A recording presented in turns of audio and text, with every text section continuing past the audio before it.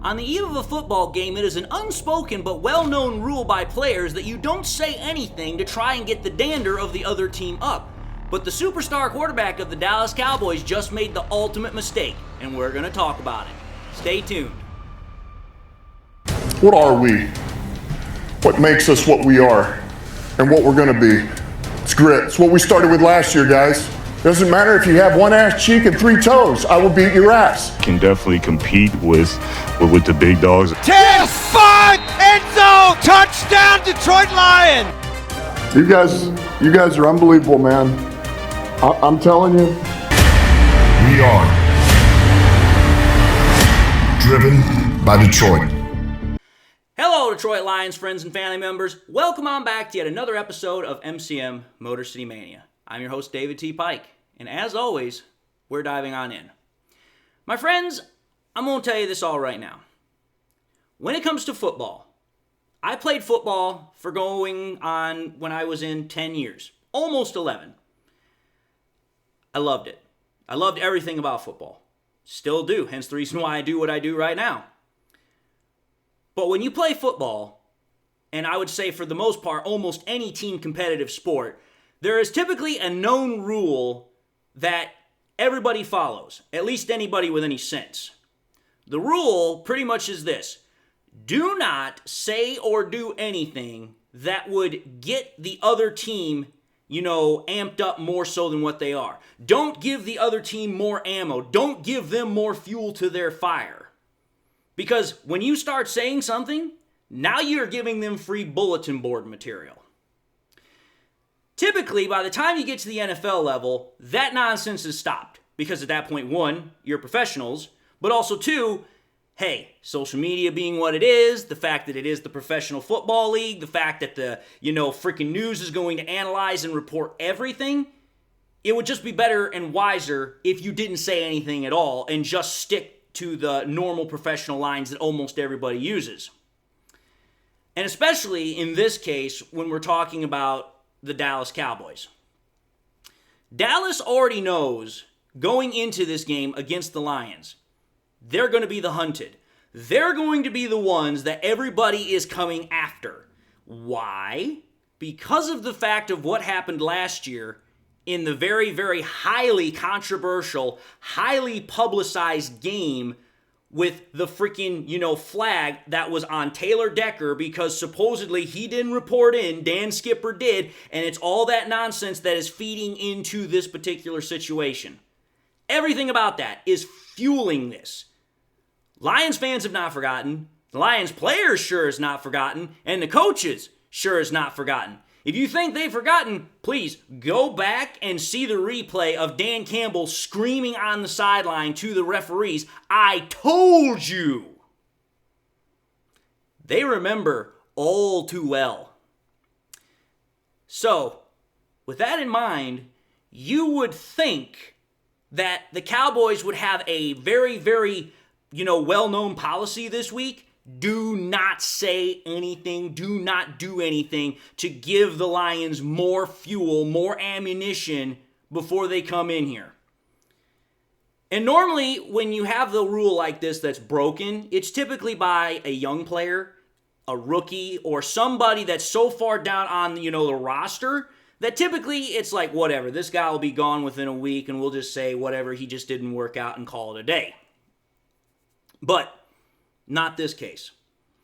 In this case, Dak Prescott, the 200 whatever plus $1 million quarterback, the highest paid quarterback in the NFL, is the one that decided to open his mouth. Now, I want you all to hear this quote. And I want you all to listen, and then you all tell me exactly what it is you hear, because what I'm hearing, I'm pretty confident is the exact same thing y'all are hearing. Here's the quote. Dak said this in regards to the upcoming game against the Lions. He said, "We're going on a bye next week, so we're going to get this win and then go enjoy the bye." Okay, folks. I'm not a master of grammar. I'm not a master of syntax. I'm not a master of the English language. But I can tell you this right now. I understand simple sentences. I understand simple messages. And when I look at that message, correct me if I'm wrong, folks, but does that or does that not sound like Dak Prescott is guaranteeing a victory over the Detroit Lions this Sunday? That's what I heard. And the reason I heard it that way is because it's literally right there at the very end of the quote. Dak says, so we're going to get this win. Okay, you could interpret that as like, oh, he's just saying that like, we as a team are going to go out there, we're going to get this win, we're going to earn this win. Okay, that might be one way to look at it. But what sinks him, what dooms him, is the second part of that quote. He then says, and then go enjoy the bye. Now, why would you say, then go enjoy the bye? You could make an argument that, oh, well, it's just the natural follow-up to if you win the game. Okay, maybe. Or rather, if you put the whole sentence together and you think about it from this perspective, Dak is already looking into the future to the bye week. He's already looking into the future beyond the Detroit Lions. That's where his brain is at. He's already saw in his mind, hey, we're going to go out there, we're going to do our thing, we're going to get a victory, and then we're going to go into the bye and we're going to, get a week to rest up, get some players back healthy, and then move on with the season. He's already moving past the Lions. He's already looked past them into the bye week, and he's already thinking that he's going to beat us. I got one question for Dak Prescott. I got one question really for all of Dallas Nation here. Oh, really? You really think that it's going to be that easy to beat us? You make it sound like, hey, you know what? We're just going to come in and you all are just going to be like, whatever. You're not even there. Okay. Let's roll the tape here. Let's roll back on, kind of what's been going on here over the last couple of weeks. Mr. Dak Prescott, highest paid quarterback in the NFL. How have you done over the last 2 games? I'll tell you how you've done. 73.9 completion percentage rate. Pretty damn good. Almost 600 passing yards. 8.3 in average throw. 4 touchdowns, 2 interceptions. 105.5 passer rating. Hey, from that viewpoint, it looks like Dak's playing pretty good. However, though, that's not including the fact that, even though he had 2 interceptions over those 2 games, he also has a fumble. So instead of only having 2 turnovers, he has 3. So he almost has as many turnovers as he has as many passing touchdowns over the last 2 games. That's problem number 1. But problem number 2 is the fact that all 3 of those turnovers that he has, they're not spread over the 2 games. They're literally 1 game where all 3 of those are at. And that was the last game he played against the Pittsburgh Steelers. Okay, folks. You turn over the ball 3 times in a game. And you want to now say, hey, we beat the Steelers by 3 points, but now because we're going back home, we're going to beat the Detroit Lions. Okay, here's where I start really having fun with this. The last 2 games, like I said, Dallas has played the Giants and they've played the Steelers. What's funny is, in those last 2 games, Dallas has scored literally the same amount of points on offense both times. Scored 20 points. 20 times 2, that's 40. Over that 2-week period as well, the Giants have scored 15 points, and the Steelers have scored 17 points. If you do the basic little quick math right there, that means that the Cowboys have won both of those games by a point differential of merely 8 points. Now, why is that important? Why it's important is because the Giants and Steelers are mediocre at best. These are teams that, listen, you know what? They might pull out a win here or there. They might put up a good fight, but it's like, dude, they're not good teams overall. In fact, I'm going to just put it for what it is. The fact that the Steelers started off 3-0 this year, that was a surprise that nobody was expecting. But now that they're 3-2, they've come crashing back down to the reality we knew they were going to be. But this isn't about the Steelers. Let's think about this. So the last 2 games against mediocre teams, you've barely beat them. But now you think that just because you're going back home, you're going to have the crowd element and everything's going to make it better in your favor. That would make sense if not for the fact that you, Dallas, have lost the last 4 straight games that you've played at home. Think about this, folks. They've played 2 games at home so far this year. Both games they lost. They lost against the Ravens, and they lost against the freaking Saints. Both games they lost. The Saints game, they absolutely got destroyed. The Ravens game, they made something of it, but that was too little too late. Then you go back to the preseason game. I think they were playing the Chargers in that preseason home game. Lost that one too. And then, the last home game you lost? Oh, that's right. That's when you got embarrassed by the freaking Packers in the wild card.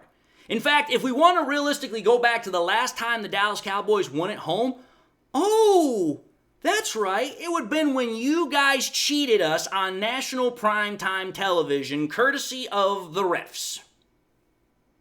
That means you guys have not won a home game in damn near almost a year. Now, obviously, I know you don't play the entire year, but that's how long the actual span of time has been. But if that weren't bad enough, again, since Dak was the one that decided to open his mouth here, let's take a look at how Dak has done while playing at home this year. Because Dak looked good in terms of passing stats over the last 2 games, right? Well, how's he looked as a quarterback when he's playing at home this year? This is what he looks like. A mere 61.1% for the highest paid quarterback in the NFL. 672 yards, 3 touchdowns to 2 interceptions with an 86 passer rating. That's what the best quarterback in the NFL, supposedly according to money, can do for you. And then think about this. He said that we're going to get the win at home against the Lions, and then we're going to enjoy the bye. Okay, I got a question for you. How are you going to get that win against us when you don't have no Brandon Cooks on offense, you got a geriatric freaking Ezekiel Elliott, and nobody's at running back? Your freaking, that's right, defense has got more holes in it than Swiss cheese. Because you're not going to have Lawrence, you're not going to have Parsons, you're not going to have Nealon. And then to add further insult to injury on top of that, that's right, your linebacker Eric Kendricks just got ruled out too. So you literally now have got virtually almost nothing within the first 2 levels of your defense. That's bad. That is putrid. That is the worst possible situation you could be in, especially against an offense like ours. Why? That's right. Cue in freaking Knuckles and Sonic, known as Monty and Gibbs, who literally we can run the ball all damn day long with, and then as soon as you all start biting on it, hey, Jared Goff can literally do what he does as a play-action surgeon. Speaking of Jared Goff, wait a minute here. I seem to recall something. Didn't he just break a record for, the most pass completions in a game in a row?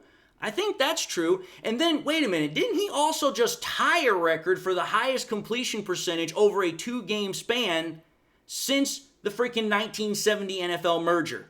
I believe Jared Goff did both of those things. But you know what? My memory might be a little bit foggy. So let's take a look at what Jared Goff has done over the last 2 games in comparison to Dak Prescott here. Let's take a look at what Jared Goff has done. That's right. This is what Goff has done. Goff has thrown 87.8% of his passes complete. He has 491 passing yards, 12 an average a damn throw, 4 touchdowns to 1 interception, no fumbles, mind you, and 138.9 passer rating. And if that weren't, the only good news that the Lions have in consideration to, the bad news that the Cowboys have on their injury front, the Lions are getting back Frank Ragnow and Brian Branch for this game, who, by the way, they didn't have in the game against the Seattle Seahawks, who a lot of people thought it was going to be a game where it was going to come down to the wire, but we proved that we could handle the Seahawks without 2 of our best players on the field. So now we're going into Jerry World on his birthday, Jerry Jones' birthday. We're going to play the Dallas Cowboys with damn near our full ensemble of talent on both offense and defense versus a Cowboys team that literally has a defensive line and freaking linebacking core that is absolutely spent in terms of injuries. The offense does not have its second best wide receiver, and now you have a quarterback that is blabbing his mouth saying that, hey, we're going to get this win, and then we're going to go enjoy our bye. Okay, I'm just going to tell you this right now. If you were thinking the Lions weren't already motivated enough to beat the Cowboys just on sheer principle for what happened last year, I can guarantee you this. They're definitely going to be more motivated to make sure that Dak Prescott re-eats those words. I guarantee you this. They're going to make sure that Jerry Jones has his slice of humble pie rather than birthday cake. Just saying. But hey, you know what? I wasn't the one that opened my mouth. I wasn't the one that guaranteed a win. I said that our Lions had a good shot of winning the entire week, but I never once said guarantee. Because you know what? There are no absolutes in life. There are no guarantees in life except two things: death and taxes. So, just going to say it for what it is. The Lions just got more free bulletin board material, and I guarantee you, they're going to use it to their full advantage. But, anyway, folks, having said all that, I'm going to end this episode and say thank you all for watching in another episode of MCM Motor City Mania. If you like what you saw, by all means, I highly encourage y'all to watch the next episode. Also encourage y'all to do one of these three things: like, comment, and subscribe to the channel. If by chance you subscribed in the past and you forgot to do so at the time, or you just subscribed and you not had a chance to do so, please make sure you hit that bell notification icon so that way you guys never miss any more content that I push out. And again, please subscribe. It really helps me out. Also want to encourage y'all, please share this content with your Lions friends and family members. Share here on YouTube, share it on Twitter, share it on Facebook, share it anywhere and everywhere you can with everybody and anybody that you can. The more we can share it, the greater the channel can grow, the greater the channel can reach, and the greater the channel can spread, so that way we bring in new viewership. And with that being said to everybody, I hope you all enjoyed the content. Whether you're a long-time viewer or this is your first time viewing me, hope you enjoyed it. I also hope that everybody out there has got something in their life that makes them happy, makes them smile. God bless, my friends. And until the next time we meet, I'll see you all in the next episode.